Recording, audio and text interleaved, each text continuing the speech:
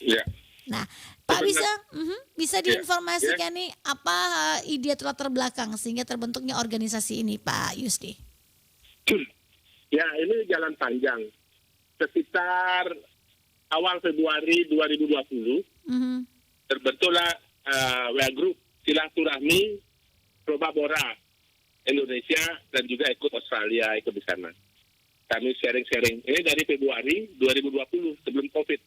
Mhm. Nah, kemudian ada satu grup lagi, grup pengurus. Itu Suara Diaspora NTT. Di dalamnya ada juga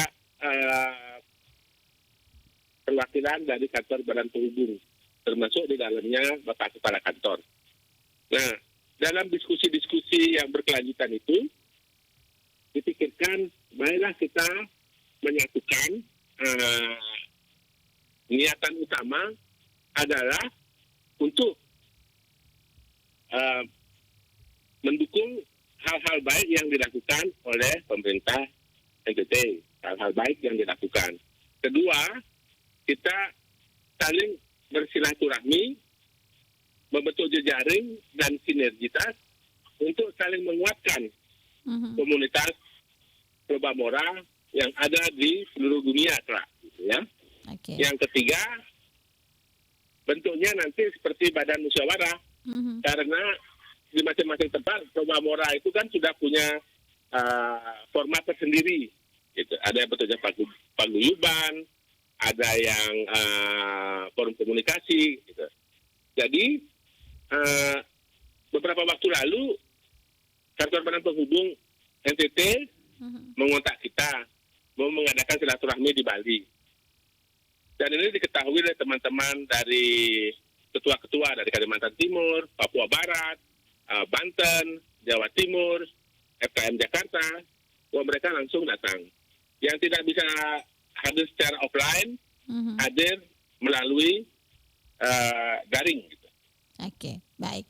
Jadi ini memang tujuannya cukup mulia nih Pak Yusdi ya, bagaimana menyatukan nih visi dan juga misi untuk membantu pemerintah Provinsi NTT meskipun masih di daerah perantauan ya Pak Yusdi ya.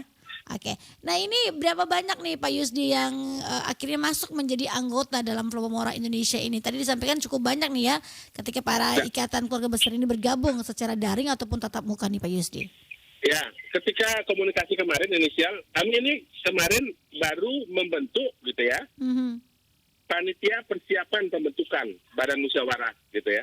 Okay. Diberi waktu 14 hari untuk berkomunikasi sama teman-teman lain, saudara-saudara lain, dan tentunya diketahui, difasilitasi oleh kantor Badan Penghubung.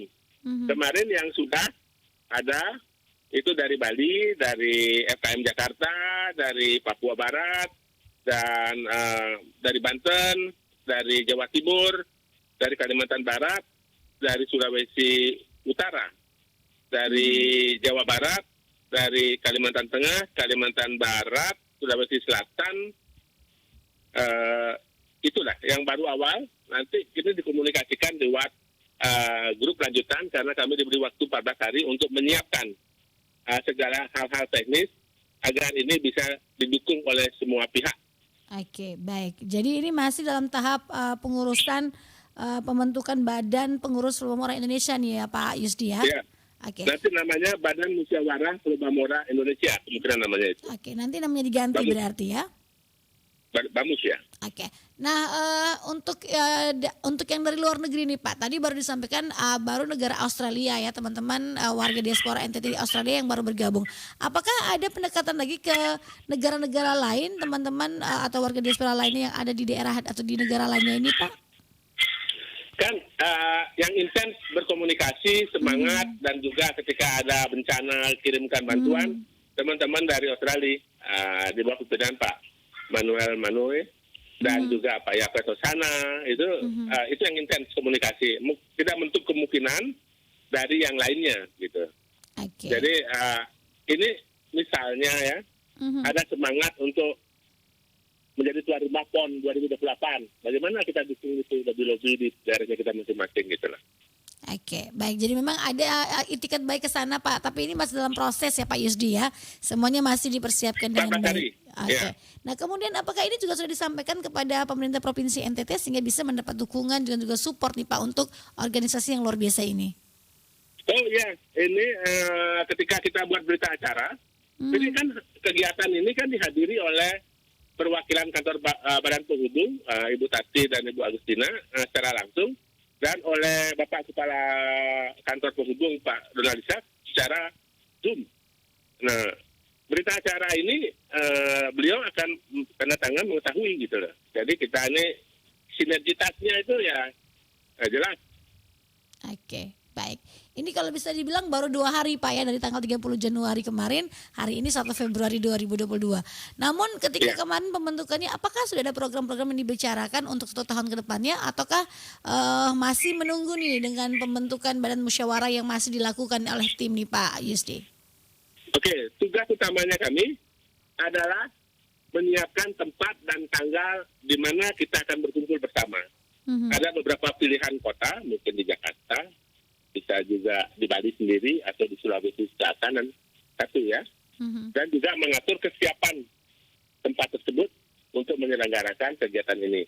Karena kegiatan ini kebanyakan para paguyuban ini jalan dengan swadaya.